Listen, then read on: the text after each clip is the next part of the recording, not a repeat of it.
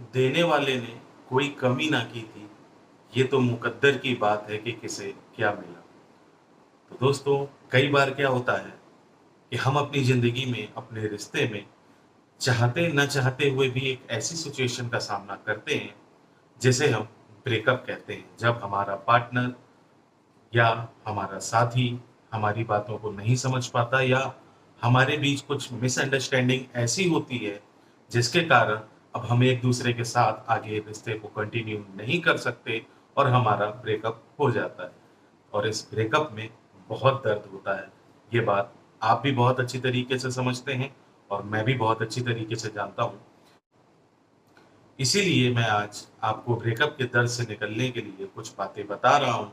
इनको आप बहुत ध्यान से सुनिएगा और वीडियो के अंत तक बने रहिएगा, क्योंकि अगर आपने मेरी इस वीडियो को फ़ॉलो कर लिया, तो यकीन मानिए आप ब्रेकअप के दर्द से कैसे निकल जाएँगे, आपको खुद नहीं पता चलेगा।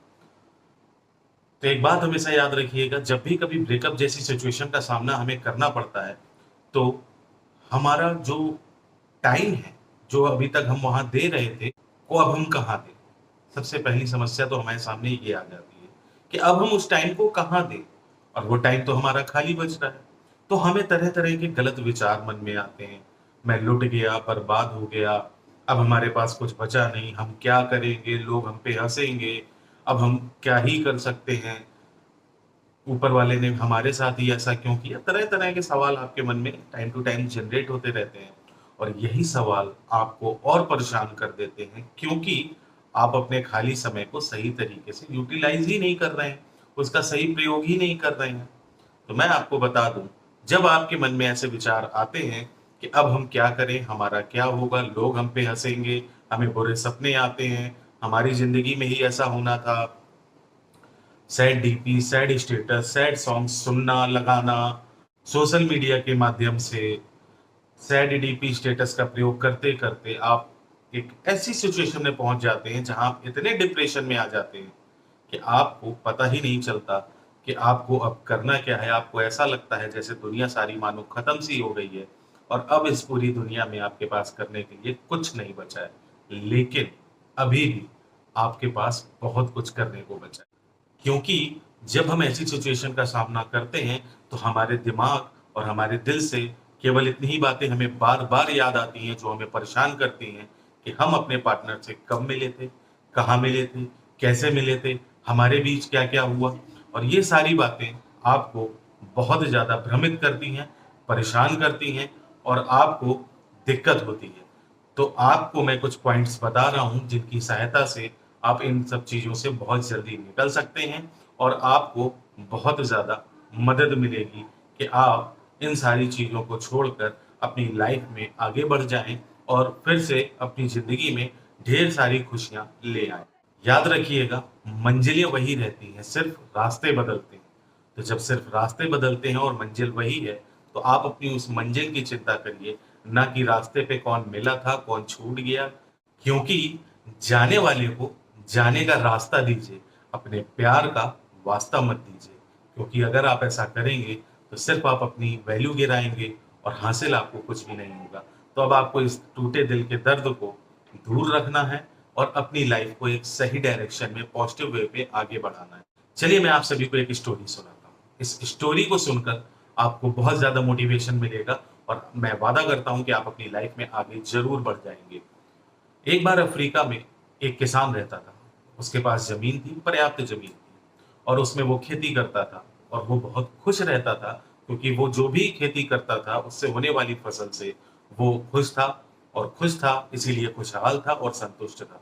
लेकिन एक बार एक साधु महात्मा उसके पास आते हैं और वो उसे छोटा-सा हीरा दिखाते हैं और उसे हीरे की ताकत के बारे में बताते हैं कि ये हीरा इतना सा होने के बावजूद अगर तुम्हारे पास होता, तो तुम अपने पूरे शहर को खरीद सकते थे, और अगर मुट्ठी भर हीरा, इस नाप का हीरा तुम्हारे पास अगर मिल जाए तुम्हें, तो याद रखना तुम अपने पूरे देश को खरीद सकते हो।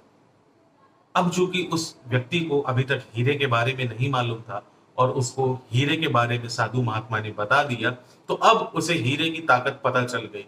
अब वो असंतुष्ट हो गया, क्योंकि वो ये जानना चाहता था कि अगर वो खेती किसानी करके ये जो कमा रहा है और अपने बीवी बच्चों का पेट पाल रहा है, इससे लाखों गुना बेहतर है अगर उसे हीरा मिल जाए तो वो क्या-क्या कर सकता है। और उसने फैसला किया कि अब वो खेती किसानी बंद कर देगा और वो हीरे की तलाश में निकल जाएगा। और वो अपने पूरे शहर में हीरे को ज़मीन के अंदर खोजता रहा कि हीरे उसको ज़मीन के नीचे दबे मिल जाएँगे, लेकिन उसकी किस्मत में वो हीरे नहीं थे, उसे नहीं मिले। तंग हार कर एक दिन वो अपनी पूरी ज़मीन बेचकर, पैसे इकट्ठा कर कर पूरे अफ्रीका, अपने पूरे देश अफ्रीका के चक्कर लगाता रहा और तरह-तरह नई-नई की ज़मीन और नई-नई ज़मीनों पे जाके वो हीरे की खोज करता रहा। काश उसे हीरा मिल जाए, शायद उसे हीरा मिल जाए, अब मिल जाए, लेकिन मैं आपको बता दूँ, अंत में उसे एक भी हीरा नहीं मिला और वो अपनी ज़िंदगी में हीरे की तलाश करता-करता मर गया। वहीं पे वो साधु महाराज फिर आते हैं उस व्यक्ति के पास जिसको वो अपनी ज़मीन बेच गया था। आपको याद आया? स्टोरी के स्टार्ट में मैंने बोला था कि वो किसान था, उसके पास ज़मीन थी जिसको बेचकर वो हीरे की तलाश में निकल गया था। तो वही किसान उस व्यक्ति के पास मिलने आता है और पूछता है वो व्यक्ति कहाँ है? तो वो नया व्यक्ति बताता है कि वो तो किसान था, अपनी ज़मीन मुझे बेच के चला गया।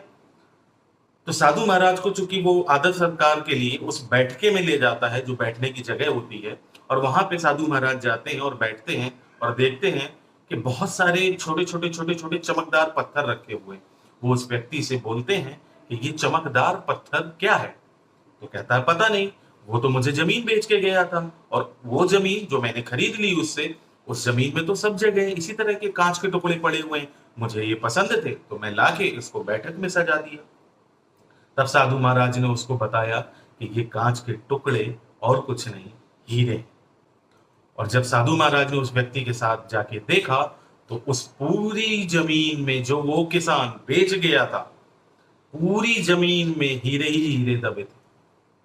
तो इस स्टोरी से आपको क्या समझ में आया कि जिस चीज की तलाश में आप पूरी दुनिया भटक रहे हो और उस सुकून की तलाश में आप सारी चीजें ट्राई कर रहे हो, वो कहीं और नहीं, वो आपके अंदर है। वो आप ही हो जो इस दुख दर्द तकलीफ के टाइम पे अपने आप को हैप्पी रख सकते हैं। तो ये आपके गट्स हैं कि आप अपनी लाइफ को हेल बना लीजिए, नरक बना लीजिए या फिर स्वर्ग बना लीजिए। सारी चीजें, सारी पावर, सारी ताकत, सारी हिम्मत आपके अंदर ही है। तो इसको आपको कहीं बाहर ढूंढना नहीं है। Sad DP status social media पे लगा के लोगों को ये नहीं बताना है कि आप दुखी हैं। लोग हंसेंगे, मजाक उड़ाएंगे, आपको क्या मिल जाएगा? तो क्यों लोगों की हंसी का पात्र आप बनना चाहते हैं? आप क्या इतने कमजोर हो चुके हैं कि अब लोग आप पे हंसेंगे, लोग बताएंगे आपको क्या करना है? मैं कौन होता हूं आपको बताने वाला कि आपको क्या करना है? आपको इस चीज की जरूरत ही नहीं पड़नी चाहिए कि आप इस वीडियो को देखें। देखिए, मैं बिल्कुल सच्चाई बोल रहा हूँ। मैं इससे कोई फर्क नहीं है कि आप मेरी वीडियो देखेंगे या नहीं देखेंगे, चैनल को सब्सक्राइब करेंगे या नहीं करेंगे। मेरा काम है आपकी लाइफ में वैल्यू ऐड करना। और अगर मैं कर पा रहा हूं तो मेरी इस वीडियो को या मैंने जितनी भी वीडियो बनाई है उनका मेरा मकसद पूरा होता है, क्योंकि ये सारी चीजें मैं कर रहा हूं आप लोगों की खुशहाली के लिए और आप लोगों के चेहरे पे स्माइल लाने के लिए।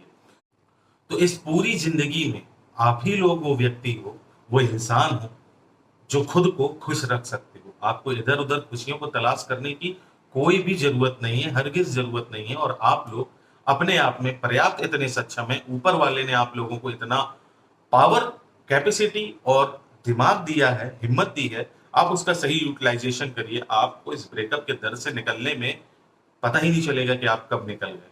तो इसलिए इन सारी चीज़ों पे जो व्यर्थ हैं, जो जा चुकी हैं, जाने वाले को रास्ता दीजिए, वास्ता मत दीजिए, उसको जाने दीजिए। अपनी लाइफ में आगे काम करिए, नए तरीके से काम करिए। अगर आप स्टूडेंट हैं तो आप टॉप करके दिखाइए, अगर आप टॉप करते हैं तो अपना करियर बना के दिखाइए। आप कुछ भी है लाइफ में, एक मुकाम को हासिल करिए और ये सिर्फ आप अपनी विल पावर से और अपनी आत्मशक्ति से कर सकते हैं।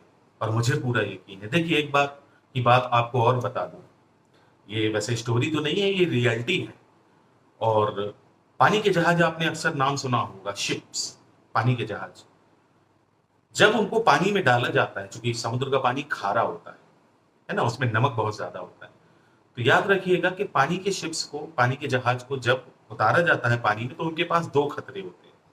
या तो वो एक किनारे पे खड़े रहें, पूरी जिंदगी खड़े रहें और नमकीन पानी के कारण जंग लगे और वो सड़ जाएं, वहीं पे खराब हो जाएं। या फिर वो पॉइंट नंबर 2 चुनें और वो दूसरा पॉइंट है कि वो उस खतरनाक समुद्र में आगे बढ़े जहां पे लहरें भी होंगी, तूफान भी होगा, लुटेरे भी होंगे और दिक्कतें भी होंगी, तेज हवाएं भी होंगी। तो वो अपनी कश्ती को उस सफर में आगे ले जाएगा या फिर खड़े खड़े जंग लगवाना पसंद करेगा। और पानी के जहाज का कैप्टन चुनता क्या है? सेकंड पॉइंट, आगे बढ़ना। लाख समुंदर में तूफान आए, लाख तेज हवाएं हों, लाख बवंडर आए, लाख पानी बरसे, लेकिन वो आगे बढ़ना पसंद करता है बजाय इसके कि वो एक जगह खड़े रह के जंग लगवा ले। तो आप भी अपनी लाइफ में चाहे जितने, ये तो एक छोटा सा तूफान है जिसे आप ब्रेकअप के नाम से मशहूर कर रहे हैं, खुद को इतना परेशान कर रहे हैं और खुद को इतना ज्यादा डिप्रेशन में डाल रखा है आपने कि आपको हर जगह ब्रेकअप ब्रेकअप ब्रेकअप दिख रहा है। छोड़िए इस ब्रेकअप को, ये कुछ नहीं है। लाइफ में इससे भी बड़े मुकाम आपको हासिल करने हैं। आपको अपनी पूरी जिंदगी में इससे ज्यादा परिस्थितियों का सामना, जो कि शायद आपके विपरीत हो, करना पड़ेगा और करना भी चाहिए। इसी का नाम जिंदगी है और आपको आगे बढ़ने से सिर्फ आप रोके हुए हैं। अगर आपके अंदर है कॉन्फिडेंस तो ये ब्रेकअप ब्रेकअप कुछ नहीं है। आपको आगे बढ़ने से कोई भी नहीं रोक सकता, इस दुनिया में कोई भी नहीं रोक सकता। तो आप भी शिप के कैप्टन की तरीके वही रास्ता चुनिए जहां आंधी तूफान पानी होगा, लेकिन आप अपनी मंजिल को पाएंगे। तो याद रखिएगा, मंजिल वही है, सिर्फ रास्ते बदलते रहते हैं। इसलिए ब्रेकअप हुआ है, दर्द है, तकलीफ है, अब बहुत दिन हो गया, उठिए, इन सब बातों से निकलिए और अपनी जिंदगी को एक सही डायरेक्शन में लेके जाइए, एक पॉजिटिव वे में काम करिए, अपनी विल पावर स्ट्रांग रखिए। Yes, you can do it and only you can do it. So do it right now. उम्मीद करूंगा आपको ये वीडियो पसंद आई होगी। पसंद आई है तो एक लाइक करिए, चैनल को सब्सक्राइब करिए।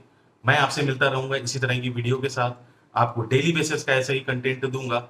तो मिलते हैं आपसे अगली वीडियो में, तब तक के लिए नमस्कार, जय